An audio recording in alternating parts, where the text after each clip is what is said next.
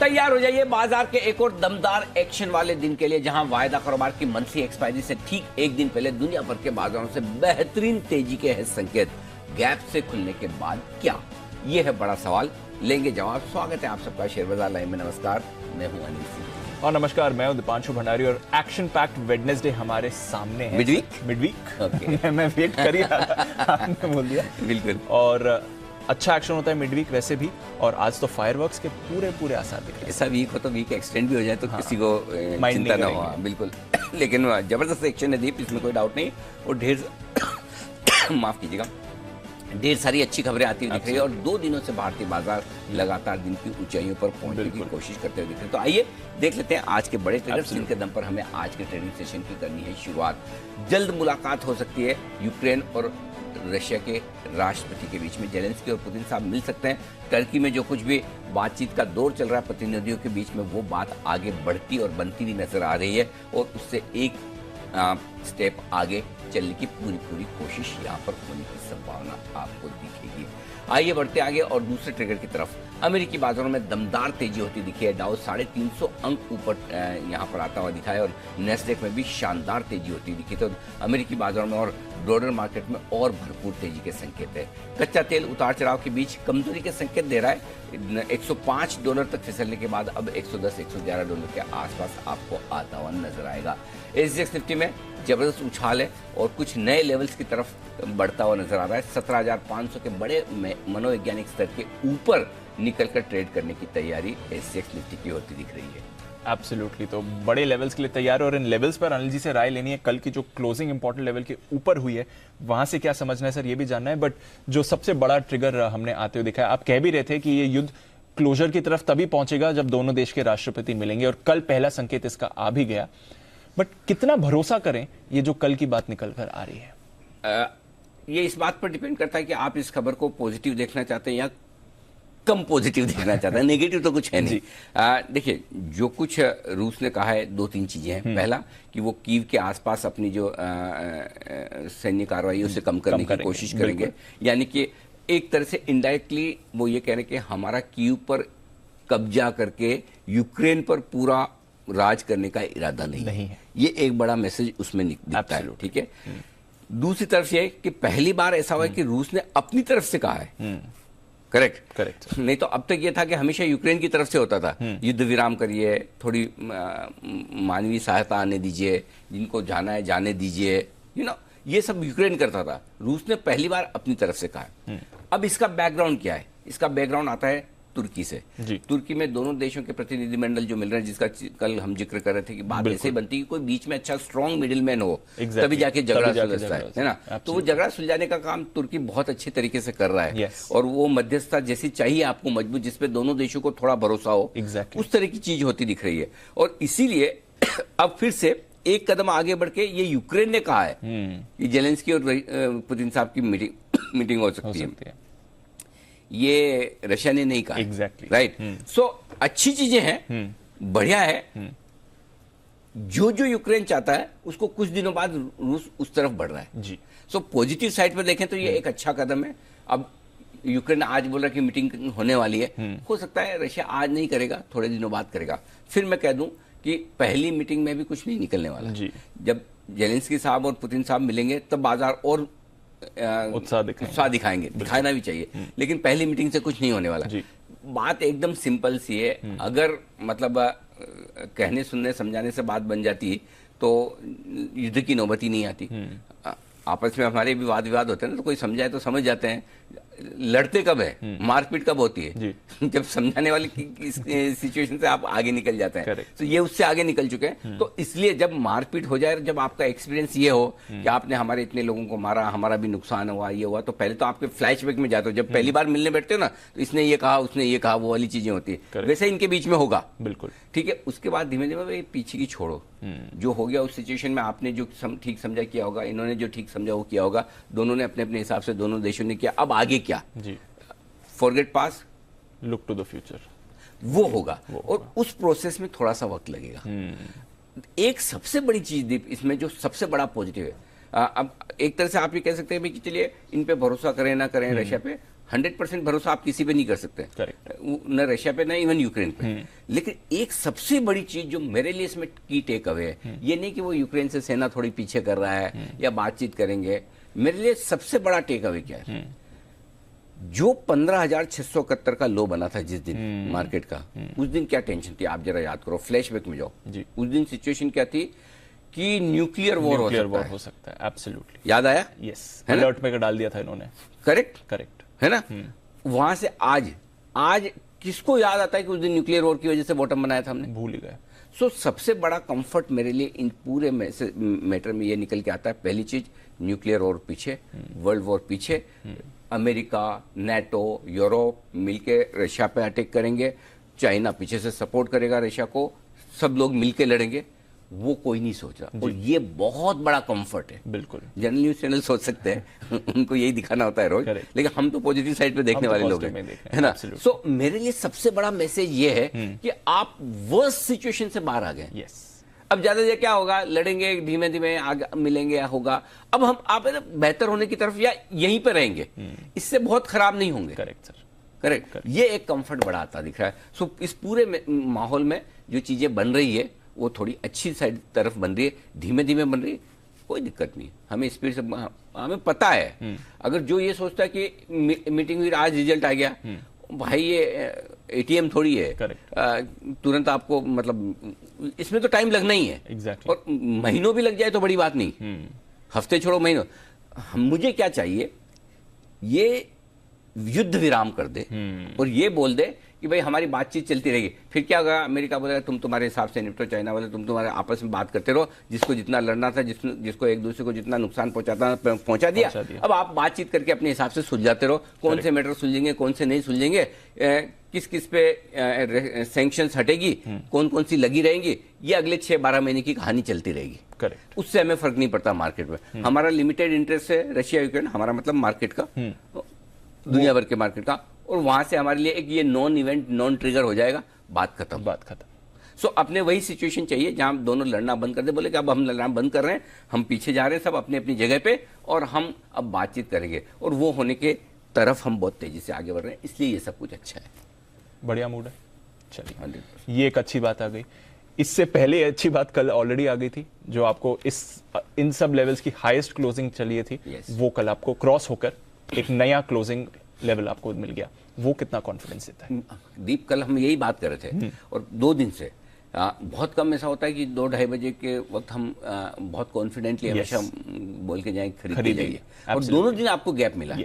आज भी मिलेगा। बिल्कुल। सो कुछ कुछ चीजें आपको स्क्रीन दिखा दी। देखिए हमारे लिए क्या इंपॉर्टेंट है, हमारे लिए क्रूड इंपॉर्टेंट है। कल 105 तक क्रूड फिसला है, आज वापस 110-11 है, ऊपर आने की कोशिश कर रहा है। एक सिंपल सी चीज है कि क्रूड को अब नया हाई बनाने में दिक्कत आ रही है, ऊपर जाने में मुश्किल आ रही है, ऊपर जाने में मुश्किल आ रहा है उछल कर। ठीक वैसे ही जैसे हमारे मार्केट भी गिरते तो उछल कर आते हैं, है ना। 17,000 पे सपोर्ट लेके उछले, 17,100 पे सपोर्ट लेके उछले, वो हो रहा है। तो कच्चा तेल अगर आपके लिए एक्सेप्टेबल रेंज में है तो फिर दिक्कत नहीं है, और जैसे जैसे मामला सुलझेगा कच्चा तेल नीचे आना ही आना है। करेक्ट। और एक और चीज मैं बताऊं, इसके साथ क्या होगा, जो ये कल डेवलपमेंट हुआ ना, उसमें एक बड़ा फायदा होगा। ओपेक देश है जो 4 लाख बैरल पर महीने बढ़ाने की बात कर रहे हैं, अगर उनको ये समझ में आ जाए कि ये लड़ना बंद कर रहे हैं, अभी बढ़ा के बेच दो। आज तो 110 में बिक रहा है। करेक्ट। जिस दिन दोनों मिल गए, मतलब मिलेंगे तो क्या, मतलब जिस दिन दोनों मान गए 80 में बेचना पड़ेगा। करेक्ट। आज बढ़ा के बेचो ना, इतनी समझ तो उनको भी है। करेक्ट। सो कच्चे तेल की अगर तेजी नहीं बनती, जो कि नहीं बननी चाहिए लॉजिकली, हमारे लिए सबसे बड़ा ट्रिगर वही है। सबसे बड़ा ट्रिगर यही है। अगर तो हमारा बिल कम हो जाए ना, फिर अल्टीमेटली नेटो, यूरोप के देश सब अपने ही तो मतलब देख रहे हैं। करेक्ट। कि हमारी गैस मिलती रहे, हमारा ऑयल मिलता रहे, हमें गेहूं मिलता रहे। exactly. तो हम भी अगर ये सोचे कि हमारा कच्चा तेल नीचे रहे तो हमारे लिए फायदे की बात है, तो हम गलत थोड़ी सोच रहे हैं। बिल्कुल। सो हमारे लिए तो कच्चा तेल नीचे आए वो सबसे बड़ा ट्रिगर है। सो क्लियर कट हमारा फोकस, इसीलिए जिस दिन से ये युद्ध वाली सिचुएशन शुरू हुई, हमने पूरा फोकस कच्चे तेल के साथ जोड़ के रखा है मार्केट को, और आप देखिए मार्केट उसी डायरेक्शन में वैसे के वैसे चल रहा है। न कोई एफआई डेटा पे चलता है, न कोई अमेरिका पे चलता है, कच्चे तेल पे चलता है, और थोड़े टाइम चलेगा। लेकिन अमेरिका से भी संकेत बहुत बढ़िया है, बहुत बढ़िया। आप देखिए लगभग आधा नुकसान कवर कर लिया है नैस्डैक ने। 20% से ज्यादा हो गया था। हाँ, और 10% ही रह गया। Yes. तो नैस्डैक ऊपर आ गया, डाउ लगातार दूसरे तीसरे दिन हाइस पर बंद हो रहा है। हाँ, और वैसे 4 दिन की तेजी, 4 दिन से तेजी हाइस पे बंद हो रहा है। हमने 4 दिन का करेक्शन दिखाया, Yes. उसके बाद हम 2 दिन से बहुत मजबूत बंद हो रहे हैं, एब्सोल्युटली राइट, और डे हाई पर बंद हो रहे हैं, इस रनअप के हाईएस्ट लेवल पर बंद हुए हैं। सो ये सारी चीजें। अच्छा, एक और इंटरेस्टिंग चीज है कल के अमेरिकी बाजारों में जो आपको डाउ नैस्डैक में नहीं दिख रही, S&P में नहीं दिख रही, रेसेल 2000 जो उनका स्मॉल कैप इंडेक्स है, Correct. वो 0.3% भागा है। एब्सोल्युटली। इसका मायना क्या है? आप सोचिए, मिड कैप स्मॉल कैप शेयरों में तेजी तब बनती है जब मूड माहौल सेंटिमेंट पॉजिटिव होने की कोशिश हो। तो अगर ब्रॉडर मार्केट इतना तेजी से बढ़ के आता है तो अमेरिकी मार्केट की मजबूती और ताकत दिखा रहा है। बिल्कुल। सो ये सारी चीजें। और अब आज दीप क्या होगा? आज इस रनअप में आपने इंट्राडे हाईएस्ट 17,450 देखा है, करेक्ट? ये आपका 23 मार्च का था 17,442, उसके ऊपर खुलेंगे तो इंट्राडे में आपका एक ब्रेकआउट हो गया। क्लोजिंग बेसिस पे 17,325 कल मिल ही गया आपको। सो अब आप है ना 17,600 से 17,800 की जो रेंज है, ये फाइनल लेवल है मेरे लिए। 17,800 के ऊपर बंद होने पर मेरा ट्रेंड पॉजिटिव हो जाएगा। अभी जो मैं ट्रेंड निफ्टी के ट्रेंड में न्यूट्रल में चल रहा हूँ, 17,800 के ऊपर पॉजिटिव हो जाएगा। सो हमें 17,800 के 17,600 17,800 की रेंज तक पहुंचना है। वहां पे फिर हम डिसाइड करेंगे कि आगे बढ़ना है या वहां रुकना है। वहां ठीक उसी तरह से वक्त बिताने की कोशिश करेंगे जैसे हमने 17,000 से 17,300 400 की रेंज में वक्त बिताया थोड़ा वक्त, वैसा हम टाइम पास कर सकते हैं 17,600 17,800 की रेंज में। कोई गलत नहीं हो सकता आज बड़े गैप से आप खुल जाएं 200-250 पॉइंट, तो वैसा ही हो सकता है जो 17,450 पे आपने गैप से खुला, प्रॉफिट बुकिंग आई, वापस नीचे में मौका मिला। हर एक लेवल पे आपको दोनों तरफ के ट्रेड मिल रहे हैं, मिलने भी चाहिए, वो अच्छी बात है। लेकिन एक बढ़िया आपको गैप मिलकर 17,450 के ऊपर होना। अगर आज फिर से 17,325 के ऊपर आप बंद हो जाते हैं तो ये आपको कुछ और मजबूती के संकेत दे रहा है। ये सारी चीजें हैं आपके लिए। अंडरस्टूड। तो चलिए, बढ़िया मूव है और एक्सपायरी से एक दिन का पहले का एक्शन है। सर, आपसे स्ट्रैटेजी भी जानिए, पर उससे पहले एक और सवाल। जो आईपीओज चल रहे हैं, आज एक और छोटा आईपीओ खुल रहा है और जो बाकी 2 आईपीओज चल रहे हैं, रिस्पांस तो सर अच्छा खासा मिल रहा है इन्हें, मतलब सब्सक्रिप्शन फिगर्स तो ठीक ही आ रहे हैं रिटेल में। रिटेल ठीक में नहीं, तो बहुत अच्छे हैं। हाँ। जिस क्वालिटी के आईपीओ उसको देखते हो तो बहुत ही बढ़िया है। मेरे ख्याल से एक आपका उमा करीबन 6 गुना बढ़ गया रिटेल में, बिल्कुल। और वेरांडा रिटेल में करीबन 4 गुना भरा है। हालांकि QIB HNI में देखना होगा क्या होता है, बट ठीक है दीप, उसमें कोई सी अगर हमें पसंद नहीं है इसका मतलब थोड़ी कि सबको पसंद नहीं आएगा। ये गलतफहमी हमें है ही नहीं, होनी भी नहीं चाहिए। तो ठीक है, हमारा एनालिसिस फंडामेंटल एनालिसिस। देखो, इसमें सिंपल सी चीज एक ही थी, ये अगर कोई कंपनी मार्च के आखिर में आईपीओ लेकर आती है जी, है ना जी, सबको पता है कि मार्च के आखिर में किसी का इंटरेस्ट नहीं होता। Absolutely. ठीक है, वो लाते तो उन्हें पता है कि कौन भरेगा, और जो भर रहे हैं उन्हें भी पता है कि वो किस तरह की कंपनी में पैसा लगा रहे हैं। Right. सबको लगता है छोटी साइज के आईपीओ है, गेम हो जाएगा, लिस्टिंग पे कुछ खेल होगा, कुछ बड़ा होगा, अपना अपना कैलकुलेशन है। करेक्ट। हम फंडामेंटल एनालिसिस कर सकते हैं। मैं इसलिए दोनों आईपीओ के एनालिसिस के वक्त मैंने ये बोला, मेरी ये राय है, फिर कल को कभी भी लिस्टिंग ऊपर हो नीचे, मुझे नहीं पता कहाँ होगी, हो तो ये मत बोलना कि आपने मना किया था। जी, हाँ, absolutely. अपनी रिस्क आप लीजिए। Absolutely. अगर मुझे कोई चीज पढ़कर कंफर्ट नहीं आता तो मैं बता दूंगा नहीं आ रहा है। करेक्ट। इसका मतलब ये देखो, 4500 रुपए में बायबैक है TCS का, फिर भी 3500 रुपए हो सकता है ना। तो अगर TCS बायबैक की प्राइस 4500 और 3400-3500 रुपए बिकता है तो TCS जैसी कंपनी भी, अच्छी से अच्छी कंपनी भी कम भाव हो सकती है, तो खराब से खराब कंपनी का भी अच्छा भाव हो सकता है। Correct. ये तो मार्केट है, डिमांड सप्लाई है। और छोटी छोटी साइज के आईपीओ में होता है क्या, 50-60 करोड़ के आईपीओ में आपको कितना चाहिए? अगर कोई 2 आदमी मिलकर 20-30 करोड़ का माल लेने के लिए खड़े हो जाए लिस्टिंग के दिन, जो भाव करना है कर दीजिए। सो वो एक अलग चीज है, मैं उसमें नहीं जाता। सब आप अपनी रिस्क, हमारा खाली एनालिसिस है, आप अपने रिस्क के हिसाब से पैसा लगा। अगर आपको रिस्क लेनी है, आप भी ये सोचते हैं कि छोटी प्राइस के आईपीओ बड़ा लिस्टिंग हो जाएगा, कुछ खेल होगा, कुछ बड़ा एक्शन होगा, लगाइए, कौन मना करता है। अपनी अपनी रिस्क है, अपना अपना डिसीजन है, हमारा खाली एनालिसिस है। ठीक है सर, अंडरस्टूड। ऑलराइट, पर एक्शन वहां पर भरपूर चल ही रहा है। आइए सर, फिर आज के एक्शन पर नजर डालते हैं। SGX निफ्टी से अच्छे संकेत हैं, ग्लोबल मार्केट भी अच्छे मूड में, कहां पर आपकी नजर? ग्लोबल संकेत पॉजिटिव है, FIs के संकेत न्यूट्रल है, घरेलू फंड्स के संकेत पॉजिटिव है, वायदा कारोबार के संकेत न्यूट्रल है, सेंटीमेंट पॉजिटिव और ट्रेंड न्यूट्रल है। तो आज नेगेटिव एक भी नहीं है दीप, ठीक है। और बाकी पॉजिटिव आज आपके 3 हो गए, नेगेटिव कल भी एक भी नहीं था, याद है आपको? ठीक है, कल पॉजिटिव सिर्फ 2 थे, आज पॉजिटिव 2 से 3 हो गए, और 3 पॉजिटिव 3 न्यूट्रल है। तो आज हम और बेहतर पिच पे काम कर रहे हैं। Absolutely. ठीक है, पहली चीज। अब आइए सपोर्ट लेवल, धीमे धीमे ऊपर की तरफ शिफ्ट हो रहा है। अब 17,250, 17,325 आज के लिए सपोर्ट का काम करेगा। इसके नीचे जाने की संभावना नहीं के बराबर है, लेकिन फिर भी स्ट्रॉन्ग बाय जोन के तौर पर 17,150, 17,225 रहेगा। ऊपर 17,450, 17,525 इस रेंज में खुलकर हम वक्त बिताने की कोशिश करेंगे। एक बार 17,525 के ऊपर टिका तो 17,565 से लेकर 17,675 ये 100-110 पॉइंट की रेंज है, जहां तक जाने की कोशिश निफ्टी की ऊपर हो सकती है और वहां पर प्रॉफिट बुकिंग करनी चाहिए। ये ऊपर की रेंज है ना, बड़ी काम की, इसको नोट करके रखिएगा। 17,565, 17,675 यहां पर नजर रखनी है। जहां खुलकर वक्त बिताएंगे 17,450, 17,525। आइए अब बैंक निफ्टी 35,525, 35,725 तुरंत आपके लिए सपोर्ट का काम है। वैसे तो गैप से खुलने के बाद इसे भी हम नहीं तोड़ेंगे, फिर भी 35,200, 35,325 ये आपके लिए मजबूत ब्लाइंड बाय जोन निकल कर आता है। ऊपर 36,250, 36,425 ये ऊपरी रेंज है। 36,600 से 36,800, 36,900 तक की निकल कर आती है। अभी मैंने 36,800 तक का रखा है। ये वो रेंज है जहां पर प्रॉफिट बुकिंग हल्की फुल्की आ सकती है। एक और चीज कहना चाहूंगा दीप, पूरी संभावना, आज का दिन लिटमस टेस्ट है मेरी नजर है, और ऐसा मुझे लग रहा है बैंक निफ्टी ड्राइविंग सीट पर आने को तैयार है। हम तो इंतजार कर ही रहे हैं इसका। हाँ, तो आज फोकस बैंक निफ्टी पर रहेगा मेरा, और बैंक निफ्टी पर अगर मुझे लगा कहीं किसी लेवल पर तो लगता है मेरे कॉल्स आएंगे। ऐसा मुझे बहुत स्ट्रॉन्ग फीलिंग जो आ रही है कि बैंक निफ्टी में अब जो अंडर परफॉर्मेंस थी वो कम होगी। और उसकी वजह बता दूं, निफ्टी जहां से हम करेक्शन के बाद चलें, कल हाईएस्ट लेवल पर क्लोज हुए 17,325। बैंक निफ्टी की 36,428 की हाईएस्ट क्लोजिंग थी 22 मार्च की। अभी हम उससे काफी दूर हैं। तो अभी मुझे लगता है हाँ, तो मुझे लगता है कि 17 मार्च की, इनफैक्ट 17 मार्च की 36,428 की है, 36,827 तो 22 मार्च का हाई था। तो मुझे लगता है बैंक निफ्टी अपनी अंडर परफॉर्मेंस कम करने की कोशिश अब करेगा। तो बैंकिंग शेयर पे मेरा फोकस है आज। चलिए, तो बैंक से लीडरशिप आएगी, अच्छा भी लगेगा। सपोर्ट और रेजिस्टेंस कहाँ पर है? हम बंद हुए 17,325 पर, इसके ठीक नीचे 17,300, 250, 225, 150 और 100 5 ही लेवल है, काफी है, ज्यादा की जरूरत ही नहीं है। 17,100 तक के ही रखेंगे तो भी चलेगा, रख दिए तो भी कोई दिक्कत वाली बात नहीं है। हायर लेवल्स 17,450, क्योंकि हम 325 पर खुल रहे हैं, 350 मैंने छोड़ दिया, 450, 490, 525, 565, 625, 675 ये 6 लेवल्स हैं ऊपर की तरफ। बैंक निफ्टी आप बंद हुए 35,850 पर, तुरंत 35,725, 35,525 दो तुरंत सपोर्ट है।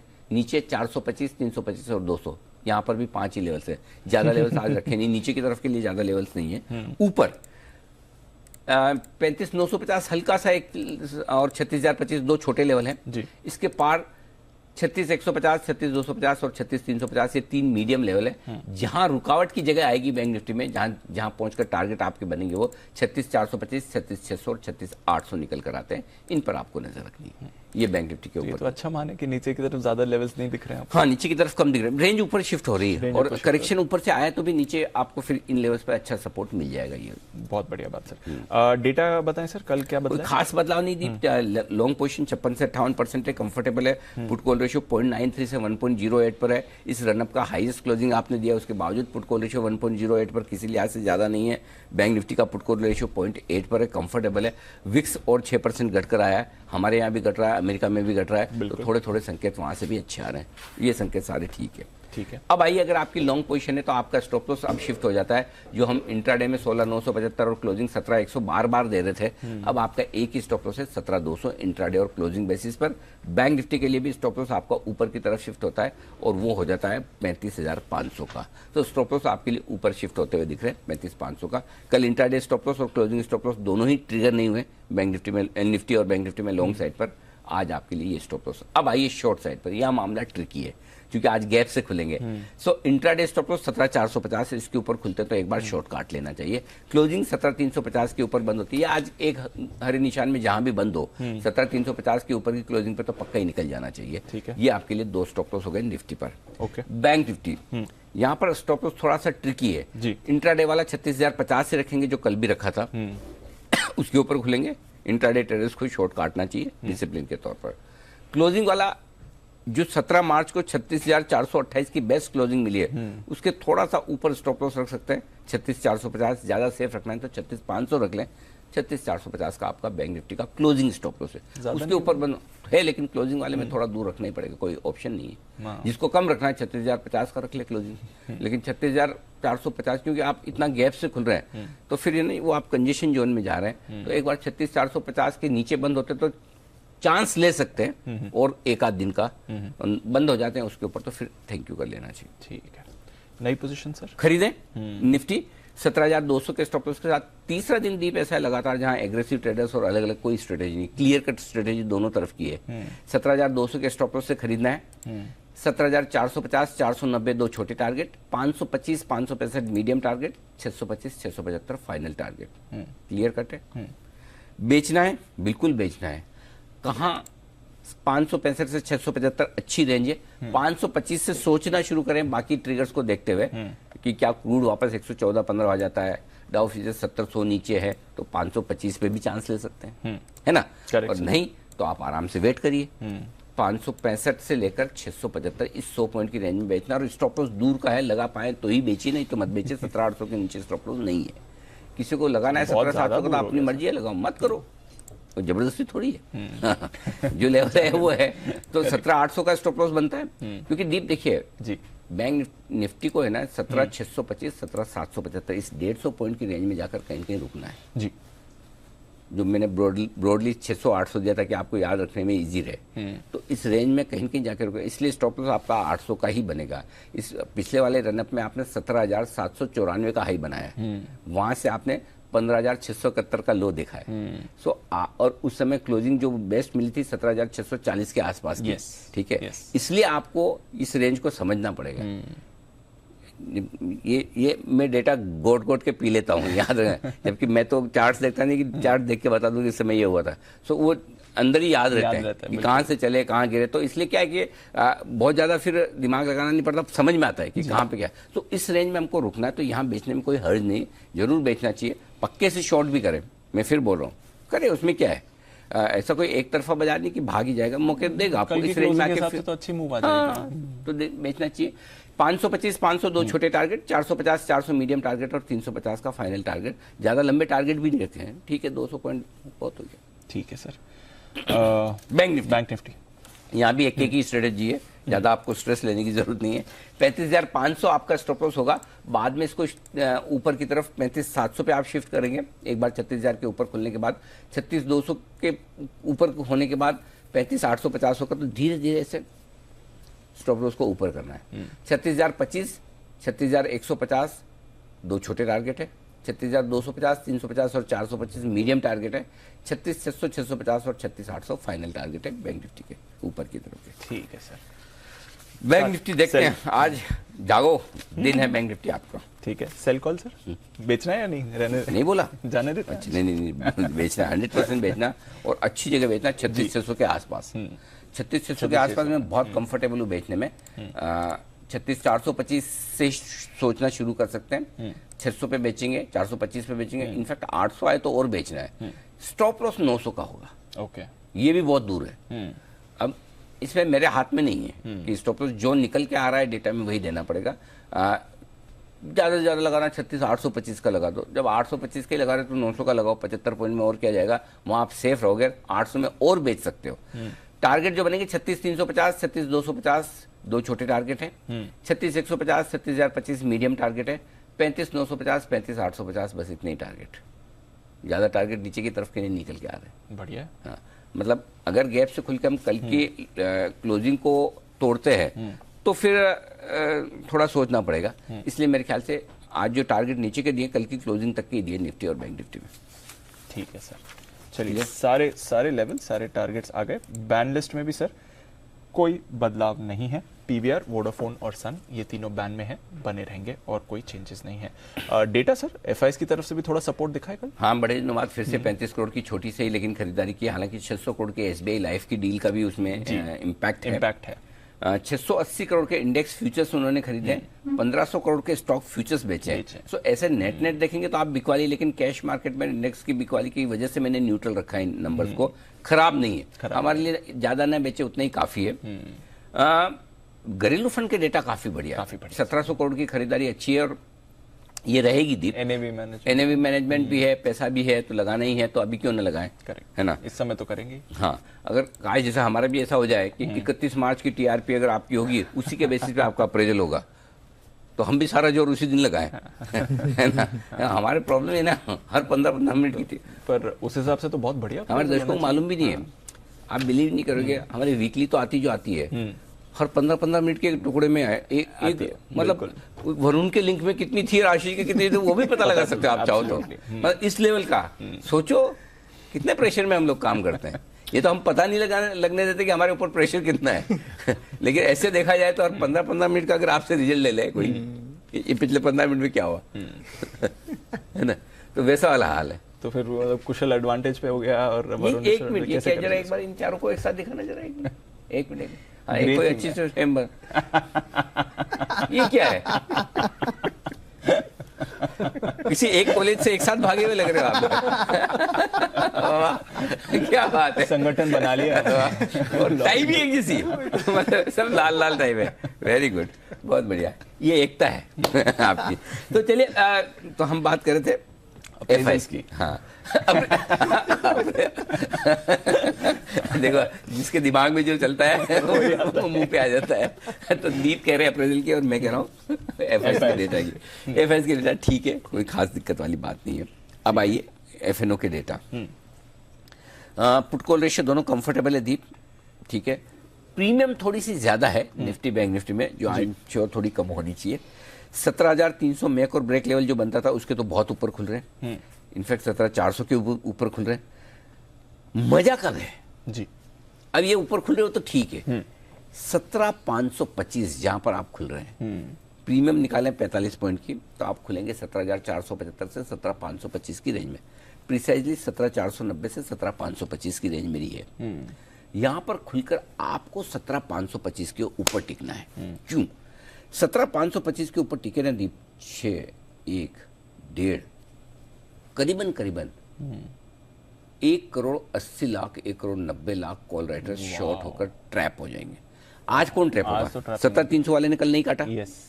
17,400 वाला तो सोचेगा भी नहीं कि मुझे काटना है। बिल्कुल 17,500 पे अगर किसी ने हेजिंग के लिहाज से और कॉल बेचे, कितना 67 लाख से 17,500 पर कॉल राइटर, 17,400 पर 44 लाख, 17,300 पर 47 लाख, 17,200 पर 27 लाख, सब अटके, आज फंसे, आज गए। हाँ, सो ये कॉल राइटर ही अगर किसी भी वजह से 50-75 पॉइंट नीचे आएगा, निफ्टी 100 पॉइंट नीचे आए ऊपर से, जो कल वाला ही काम हुआ, जो परसों वाला काम हुआ, वो आज भी होगा। तो नीचे आए तो डरना नहीं है, वहां वापस से खरीदना है। यही आएंगे शॉर्ट काटने के लिए, ये शॉर्ट कटनी है। तो 17,525 के ऊपर शॉर्ट कटना शुरू होगा। 565 625 तक की फिर जगह बनेगी। ये क्लियर कट डेटा में नजर आ रहा है। ठीक है। दूसरा मजा का है जी बैंक निफ्टी में 36,000 के कॉल ऑप्शन पर 23 लाख शेयर हैं और हाईएस्ट है। अब 36,000 के ऊपर निकलकर आप टिके 36,150, 36,050, 36,150 में थोड़ा टाइम पास करेंगे जी। फिर 36,150 जैसे हुआ तो 36,000 का कॉल रेटर भी बोलेगा अब काटो, निकलो, खत्म करो। करेक्ट, कोई मतलब अब नहीं मतलब, है ना। और करीबन 36,000 के ऊपर आप 60 लाख शेयर कॉल पे शॉर्ट हो जाए, क्या चाहिए, तो आपको सपोर्ट मिल जाएगा। तो आपका फिर 35,850, 36,000 स्ट्रॉन्ग सपोर्ट जोन बन जाएगा गैप से खुलने के बाद। ओके, और वहां पे आने फिर खरीदारी आएगी। सो कॉल राइटर आज आपको सपोर्ट देगा। और अगर इसमें एक ही चीज है जो आपका ट्रम्प कार्ड है, अगर क्रूड 111 से वापस 105 आ गया तो तगड़ी कॉल शॉर्ट कवरिंग होगी। 115 आ गया तो थोड़ी ऊपर में प्रॉफिट बुकिंग आ जाएगी, नीचे आएगा फिर वापस खरीदारी, ये ध्यान रखिए। ठीक है सर, चलिए तो ये है आपके लिए पूरा आज का सेटअप। बढ़िया एक्शन होगा और ऊपरी स्तरों पर मजा आने वाला है आज के बाजार में। देखते हैं खबरें और ट्रिगर, साथ ही ब्रोकरेजेस भी। और वरुण, कुशल और आशीष तीनों हैं तैयार, एक ही संगठन के हम सब हैं। थैंक गॉड मुझे अलग मिला है नहीं तो मैं कम से कम प्रोफेसर वाली श्रेणी में तो आ सकता हूँ, नहीं तो मैं भी स्टूडेंट वाली में आ जाता। हालांकि हम सब मार्केट के स्टूडेंट हैं। जाने सर खबरें बताएं। वरुण, ट्रिगर्स, खबरें, मॉर्निंग। हरिओम दीप। आईपीओ खुल रहा है इसके लिए तो गुड मॉर्निंग देते हरिओम कह दूं। ठीक बात। तो आज से हरिओम पाइप का जो आईपीओ है वो 30 तारीख से खुलेगा और 5 तारीख तक रहने वाला है। प्राइस बैंड 144 से 153 का है, 130 करोड़ का है। इसके अलावा उमा एक्सपोर्ट्स का जो आईपीओ है वो बंद होने वाला है। कैबिनेट की बैठक है आज, तो वहाँ पे आपकी नजर होनी चाहिए। एक्स डेट है अंबुजा सीमेंट फाइनल डिविडेंड 6.5 रुपये 6.3 रुपीज़ प्रति शेयर का, और धामपुर शुगर इंटरिम डिविडेंड 6 रुपये प्रति शेयर का। तो यहाँ पे एडजस्टमेंट देखने मिलेगा। प्राइस बैंड में बदलाव हुआ है, 20 से 10% हुआ है अडानी पावर और मद्रास फर्टिलाइजर, और 10 से 5% हुआ है अडानी विल्मर। आईपीओ का अपडेट मैं आपको दे चुका हूँ। इसके अलावा उमा एक्सपोर्ट अब तक अगर आप देखेंगे तो 4.17 टाइम्स जो है वो भर चुका है। रिटेल जो है 5.62 टाइम्स जो है वो भरा है। वेरांडा 0.74 टाइम्स यानी कि 74% भरा है, और रिटेल का जो हिस्सा है इसमें 4.15 टाइम्स जो है वो भर चुका है। अब खबरें ओएनजीसी ओएफएस के माध्यम से सरकार जो है 1.5% हिस्सेदारी इसमें बेचने वाली है। इसमें 0.75% का बेस इशू है और 0.75% जो है वो ग्रीन शू ऑप्शन है। फ्लोर प्राइस जो है 159 रुपीज़ का रखा गया है, मौजूदा भाव से करीब 7% की डिस्काउंट पे है। टाटा कंज्यूमर टाटा कॉफ़ी पे नज़र रखेगा, क्योंकि यहाँ पे जो स्कीम ऑफ अमेलगमेशन हुई है उसके चलते टाटा कॉफ़ी का जो प्लांटेशन का कारोबार है, पहले Tata consumer private limited beverages and foods में ट्रांसफ़र किया जाएगा, इसको डीमर्ज किया जाएगा। ये एक होली ओन सब्सिडरी है टाटा कंज्यूमर्स की।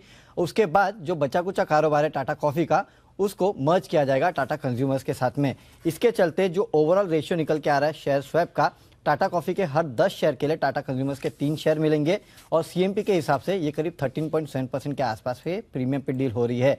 इसके अलावा टाटा कंज्यूमर जो है यूके में अतिरिक्त 10.15% हिस्सेदारी जो है उसको खरीदने के लिए मंजूरी मिली है। 571 करोड़ में टाटा एंटरप्राइजेस स्विट्जरलैंड में हिस्सेदारी जो है वो खरीदी जाएगी।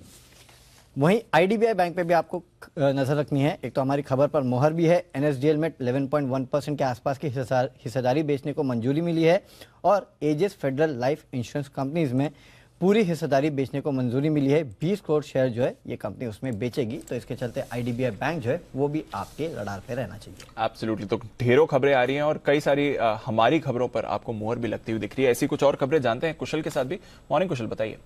मॉर्निंग दीपांशु, सबसे पहले हीरो मोटोकॉर्प पर नजर रखिए। कल जिस तरह की गिरावट हुई थी उसके बाद यहाँ पर सफाई आती हुई दिख रही है कंपनी की तरफ से, जिसमें ये कह रहे हैं कि जो बोगस खर्चे दिखाने का जो रिपोर्ट थी उस पर कंपनी ने खंडन किया है उस खबर का, और ये कह रहे हैं कि आईटी जांच पूरी होने पर एक्सचेंजेस को ये जानकारी देते हुए नजर आएंगे। साथ ही कंपनी ने मोटरसाइकिल की कीमतों में करीब 2000 रुपये तक की बढ़ोतरी की है, और नई कीमतें 5 अप्रैल से लागू होती हुई नजर आएंगी। बीईएल यहाँ पर रक्षा मंत्रालय से इनको फाइटर एयरक्राफ्ट के एडवांस इलेक्ट्रॉनिक वॉरफेयर के लिए 2000 करोड़ रुपए का ऑर्डर मिलता हुआ नजर आया है। साथ ही रुचि सोया पर फोकस रखिए, क्योंकि एफपीओ का जो इश्यू प्राइस है उसको लेकर यहाँ पर 31 मार्च को बोर्ड बैठक होती हुई दिखेगी। 29 मार्च पहले डेट थी। Supreme petro share capital reduction के लिए 8 अप्रैल रिकॉर्ड डेट तय की गई है। स्कीम के तहत यहाँ पर जो कैपिटल है 94 करोड़ से घटकर 37.6 करोड़ हो जाएगा, और फेस वैल्यू 10 से घटकर 4 की होगी।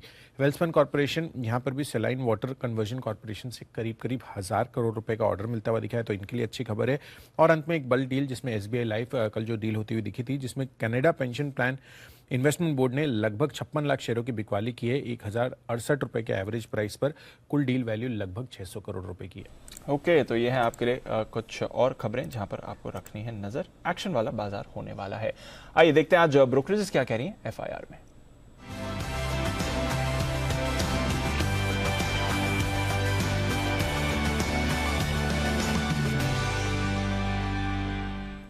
मॉर्निंग आशीष, क्या कह रही हैं आज की रिपोर्ट? Good morning Deepanshu. देखिए, दमदार रिपोर्ट आई है स्टार हेल्थ पर। सीएलएसए की तरफ से अच्छी रिपोर्ट आई है, जहां पर कवरेज की शुरुआत की है खरीदारी के राय के साथ। करीब 690 की जो है क्लोजिंग है, 830 रुपए का लक्ष्य दे रहे हैं। और ये मान रहे कि रिटेल सेगमेंट में देखें तो कंपनी का जो है 32% का मार्केट शेयर, और मान रहे कि अगले 5 साल में इनके जो प्रीमियम ग्रोथ है यहाँ पर 23% CAGR की जो है शानदार बढ़त देखने को मिल सकती है, जिसके चलते यहाँ पर एक खरीदारी के राय के साथ कवरेज शुरुआत कर रहे हैं।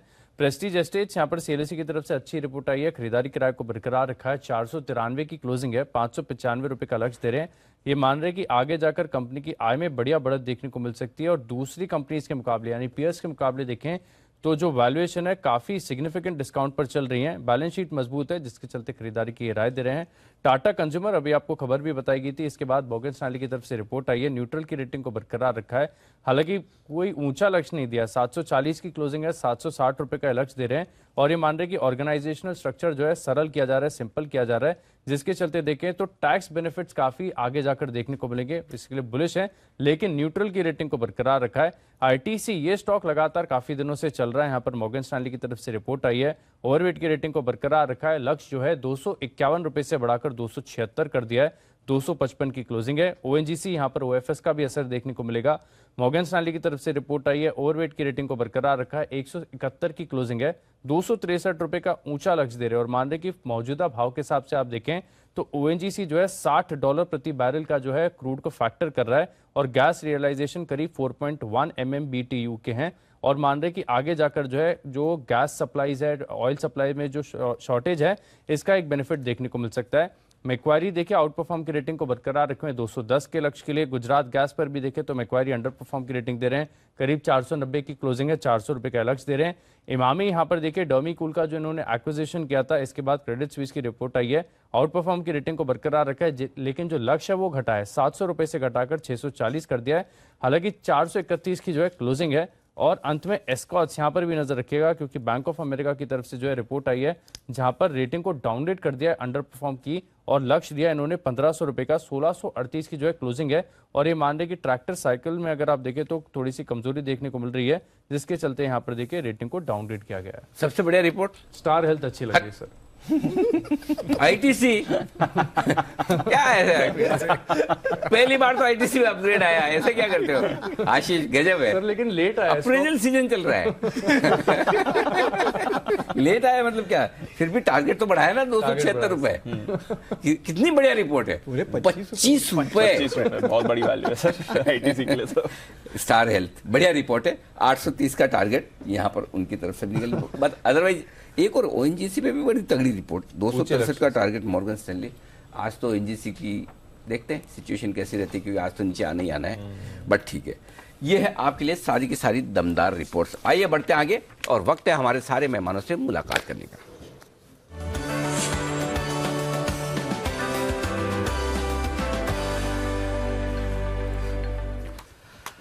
बंसल जी सुप्रभात, करिए शुरुआत। सुप्रभात अनिल जी, सुप्रभात दीपांशु। अनिल जी पहले तो अपडेट है, जो अभी आरआरआर वाला स्पेशल शो हुआ था, वहां 3 स्टॉक्स दिए थे, 2 स्टॉक्स तो मतलब कि फ्लाई कर चुके हैं। एक महिंद्रा लाइफस्पेस बढ़ चुका है, दूसरा इंगरसोल रेंट भी उड़ रहा है, और तीसरा टीवी टुडे थोड़ा साइडवेज है, वो भी चलेगा।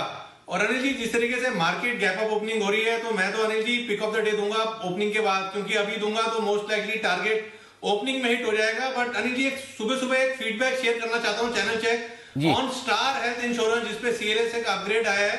तो अनिल जी चैनल चेक ये कहता है, आप किसी भी अनिल जी बड़े हॉस्पिटल में चले जाइए, बीट मैक्स अपोलो, किसी भी बड़े वाले हॉस्पिटल में चले जाइए, और वहां पे जो टीपीए डेस्क होता है उससे आप पूछेंगे तो हर TPA desk star health insurance की जो पॉलिसी है ना, उसको लेने के लिए मना करता है from a customer point of view, क्योंकि ये क्लेम सेटल नहीं करते हैं, काफी कस्टमर को दौड़ाते हैं। अच्छा। तो ये एक feedback Anil ji on Star health Insurance. Okay, चलिए, ये आपका फीडबैक बेहद इंटरेस्टिंग और ग्राउंड चेक के बाद है। लेकिन आप जो कह रहे हैं कि ये जो आपने दिया अपडेट की, 3 में से 2 आपके टारगेट हासिल हो गए। आरआरआर मूवी का जो स्पेशल शो था, इतनी अच्छी मूवी थी कि आपके टारगेट हासिल करा गई। नहीं अनिल जी, टारगेट हाई नहीं हुआ है जी, एक स्टॉक तो 10% से ऊपर बढ़ा हुआ है, लेकिन टारगेट बड़े थे।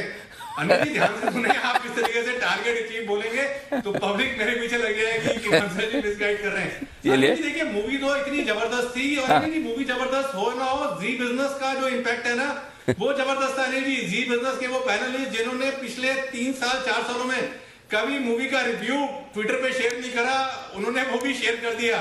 लाइन दिया नहीं जी, सिदानी जी ने तो मुझे मैसेज भी करा, मुझे भूल गए आप, मैं भी मूवी देख के आया हूँ।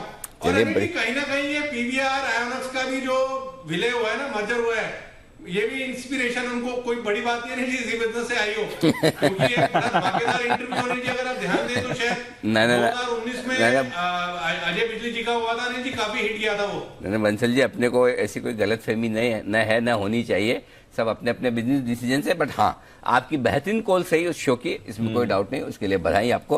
कुणाल जी सुप्रभात। लगता है दिल्ली में गर्मियां बढ़ गई है, जिस तरह से दोनों की यूनिफॉर्म में, आज कुणाल जी राकेश जी भी यूनिफॉर्म में दिख रहे हैं, सिर्फ हमारे यहाँ हमारी टीम ही यूनिफॉर्म में नहीं है। बताएं sir, pick of the day.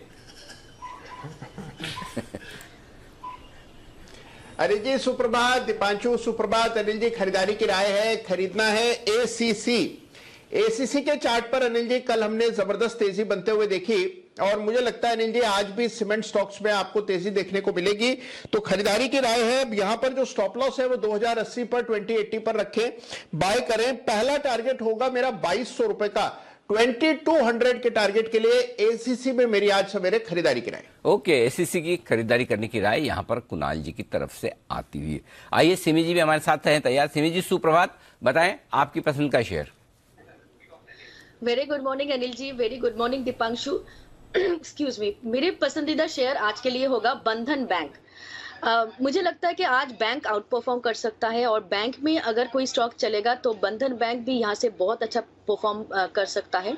एक तो चार्ट में इसको चूज करने का एक कारण है, वो मैं बता देती हूँ। एक तो स्टॉक में अच्छा मतलब रैली लोअर लेवल से देखने को मिला है। लगातार 5 ट्रेडिंग सेशन से ऊपरी रेंज से थोड़ा सा ये स्टॉक थोड़ा सा करेक्शन इसमें दिखाया था इसने, पर ये कल का सेशन में एक दोजी बन के बंद हुआ था और मुझे लगता है कि ये दोजी एक 50 डेमा, 100 डेमा, 200 डेमा के आसपास ही बन रहा है, तो इसमें एक अच्छा तेजी देखने को मिल सकता है। जिस रेंज से ये स्टॉक नीचे आया है 310 313 का, ये स्टॉक उसी रेंज को टेस्ट करेगा, तो मेरा टारगेट 310 से 15 का ही होगा। 310 से 315 का टारगेट, 290 का कल का लो का स्टॉप लॉस के साथ बंधन बैंक को खरीदने का सलाह होगा। ओके, 290 का स्टॉप लॉस, 310 और 315 के टारगेट के लिए करें खरीदारी बंधन बैंक में। आइए सिद्धार्थ जी भी जुड़ चुके हैं हमारे साथ। सुप्रभात सिद्धार्थ जी, बताएं सर आपकी पसंद का शेयर। सुप्रभात अनिल जी, सुप्रभात दीपांशु और सभी को। आज का जो शेयर है वो है, इसका जो टैगलाइन है वो है बेटर लाइफ बेटर लाइफ। तो ये जो स्टॉक है वो है हैवेल्स। इसका विज्ञापन, इसका एक टैगलाइन है विज्ञापन का। तो मैं मानता हूँ हैवेल्स बहुत बेहतरीन लीडिंग इलेक्ट्रिकल अप्लायंसेस प्लेयर है, स्विच गियर्स, फैंस, लाइटिंग, और जिस सेगमेंट में उस सेगमेंट में मार्केट शेयर दमदार है, तो हैवेल्स पे खरीदारी की राय है। Strong balance sheet, strong ROE और अच्छे खासे रिटेल नेटवर्क के साथ। हैवेल्स का शॉर्ट टर्म टारगेट अगर हो तो 1220 का होना चाहिए और अगर लॉन्ग टर्म देखें तो 1362 का। तो हैवेल्स पे खरीदारी की राय। ओके, हैवेल्स, बेटर लाइफ ये स्टॉक, यहाँ पर बेटर पोर्टफोलियो भी, बेटर रिटर्न्स भी, बेटर। सिद्धार्थ जी की तरफ से हैवेल्स खरीदारी करने की राय। छोटा टारगेट 1220 और बड़ा टारगेट 1362। कुणाल जी कुछ कहना चाहते हैं सिद्धार्थ जी को? जी कुणाल जी बताएं। अनिल जी क्या मैंने ठीक सुना है, ये बेटर वाइफ बेटर लाइफ? ये तो अभी सिद्धार्थ जी अपना अनुभव बता सकते हैं। सिद्धार्थ जी सही है या गलत? नहीं, वो तो कुणाल जी जो बोल रहे हैं वो तो सही है। हैवेल्स के बारे में बेटर लाइट है। अच्छा, बाकी कुणाल जी जो बोल रहे हो, आपके पास ऑप्शन भी क्या है ना? ना तो आप बोल ही नहीं सकते। मेरे पास तो क्लिपिंग है ना, घर पहुंच जाएगी। चलिए, ये है राय सिद्धार्थ जी की तरफ से हैवेल्स पर। आइए सुमित जी भी हमारे साथ है तैयार। सुमित जी गुड मॉर्निंग, बताएं sir. Good morning Anil ji, good morning Anil जी। मेरे को लग रहा है कि जो स्टॉक अब यहाँ से ऊपर का मूव दिखा सकता है वो है M&M के अंदर खरीदारी करें, एग्जिस्टिंग पोजीशंस होल्ड रखे चलें। और ऑटो सेक्टर के अंदर 1-2 दिनों में थोड़ा सा मूव ऊपर की तरफ आ रहा है और अब ये तेजी पकड़ना चाहिए। तो M&M के अंदर अब यहाँ से एक तेजी बनती है। आने वाले 1 से 2 दिनों के लिए और हफ्ते भर के लिए भी स्टॉक के अंदर पोजीशंस बना सकते हैं। यहाँ पे CMP पे खरीदारी करें। कोई भी डिप अगर आता है तो लोअर लेवल्स पे लॉन्ग पोजीशंस इनिशिएट करें। 750 के नीचे का इसके अंदर स्टॉप लॉस बनेगा और ऊपर के अंदर जो टारगेट्स देखने को मिल सकते हैं वो 790 रुपए से लेके 800 रुपए तक के target immediate short term trading के होंगे। 800 का लेवल क्रॉस होने पे और ऊपर का मूव देखने को मिलेगा। फिलहाल 790 से 800 के टारगेट्स के लिए खरीदारी करें M&M। ओके, तो ये है आपके लिए M&M। 800 तक के टारगेट के लिए ये काउंटर जा सकता है। आइए जो स्टॉक्स आज एक्शन में रहने वाले हैं इन्हीं पर करते हैं हमारे एक्सपर्ट्स के साथ चर्चा। सबसे पहले तो ONGC ही रेडार पर आएगा। 7% के डिस्काउंट पर आप यहाँ पर बल डील आज OFS माफ कीजिएगा होने वाले हैं। करीब 1.5% हिस्सा, लगभग 9 करोड़ शेयर्स, तो बड़ा OFS है बट बहुत ही बड़े डिस्काउंट पर है। देखते हैं किस तरह की डिमांड आती है। बट 159 पर कुणाल जी OFS होने वाला है। वहां से अगर आप देखें तो फिर लेवल्स कौन से निकल कर आते हैं सर, जरा एक बार राय दें। देखिए जिस तरह का चार्ट स्ट्रक्चर है दीपांशु, हमने स्टॉक में एक रैली देखी, उसके बाद कंसोलिडेशन देखा। मुझे लगता है कि कुछ समय तक स्टॉक सबड्यूड रहेगा, कोई बहुत बड़ी रैली देखने की संभावना नहीं है। नीचे चार्ट पर सपोर्ट उन्हीं स्तरों के आसपास है जिसकी अभी आपने चर्चा की, तो मुझे 160 रुपए के आसपास बड़ा सपोर्ट नजर आता है। 160 तक किसी तरह का कोई मेजर सपोर्ट नहीं है, तो स्टॉक में और कुछ डाउनसाइड देखने को मिल सकती है। 160 के आसपास स्टॉक को स्टेबलाइज होना चाहिए। तो ये है आपके लिए ओएनजीसी, एक और पीएससी काउंटर जो एक्शन में रहेगा। और कल तो सुमित जी के रेडार पर भी था भारत इलेक्ट्रॉनिक्स। सुमित जी, लगभग 2000 करोड़ का ऑर्डर मिला है इन्हें, कल आपने बाय कॉल भी दी है, आज का एक्शन जरा बताएं sir. Continue follow up move continue देखने को मिलेगा दीपांशु स्टॉक के अंदर। मेरे को लग रहा है कि स्टॉक एक करेक्शन के बाद अब यहां से ऊपर का मूव दिखाने को तैयार है।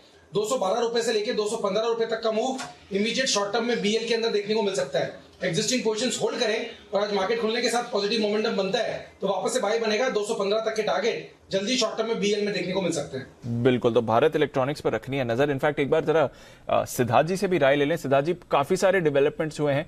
एक तो जो नेगेटिव लिस्ट है उसमें और आइटम्स को ऐड कर दिया गया है, आत्मनिर्भर भारत के लिए कुछ और प्रोडक्ट्स जो सिर्फ भारत में बनेंगे। उसके बाद ये 2000 करोड़ रुपए का नया ऑर्डर इन्हें मिला है। क्या राय रखते हैं सर भारत इलेक्ट्रॉनिक्स पर? बिल्कुल, डिफेंस का योद्धा है ये भारत इलेक्ट्रॉनिक्स और बहुत बेहतरीन कंपनी है। यहां से भी मुझे लगता है कि एक अच्छा उछाल रह सकता है।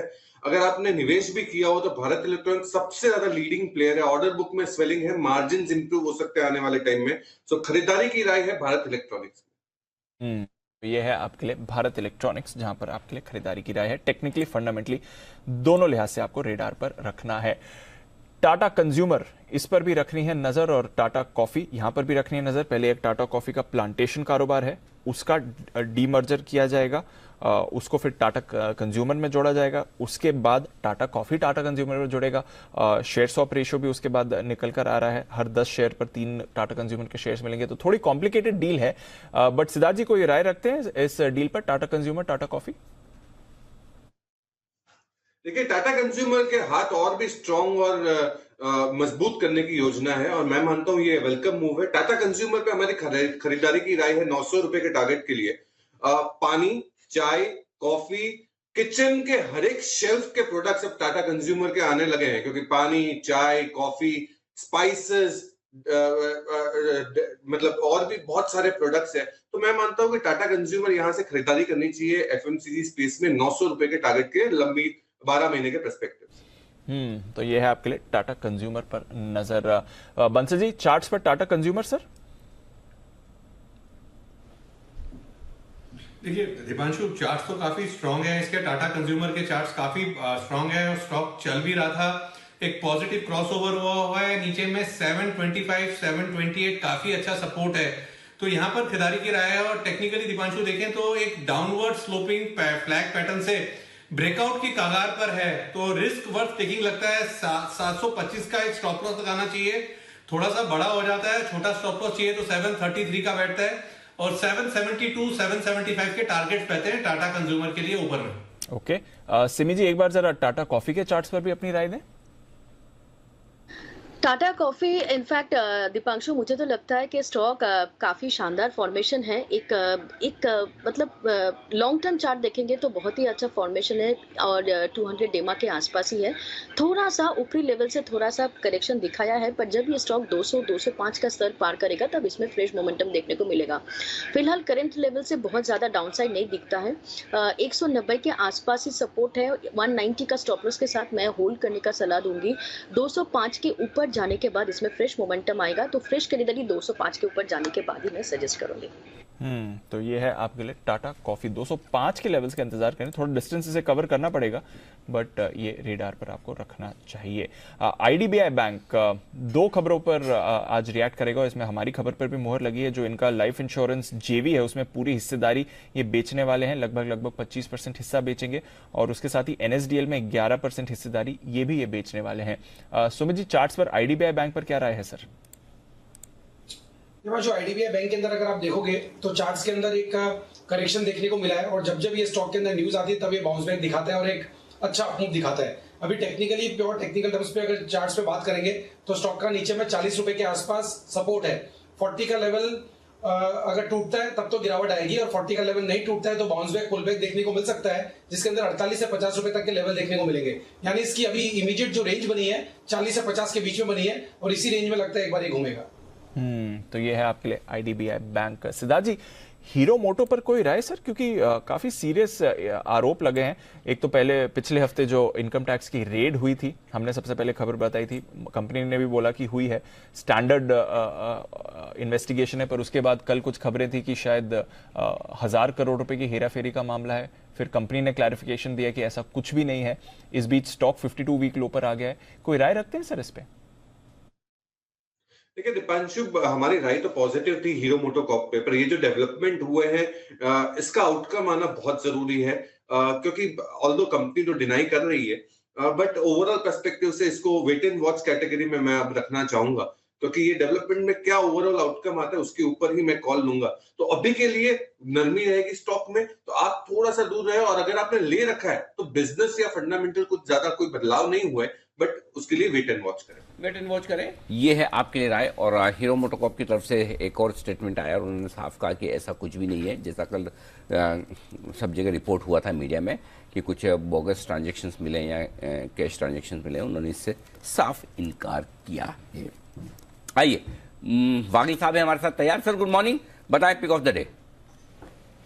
Anil ji good morning, Deepanshu good morning. मेरा पिक ऑफ द डे होगा डीएलएफ 372-73 का बंद है, 373 का बंद है, 370 के नीचे जाएगा तो आपका स्टॉप लॉस होना चाहिए, और ऊपर में 384 तक के टारगेट्स मुझे दिखते हैं आज और कल में आने चाहिए। 384 तक के टारगेट के लिए करें आप खरीदारी डीएलएफ में, ये राय है आपके लिए वागले साहब की तरफ से। 373 के आसपास हुआ है बंद, छोटा सा स्टॉप लॉस 3 रुपए नीचे का।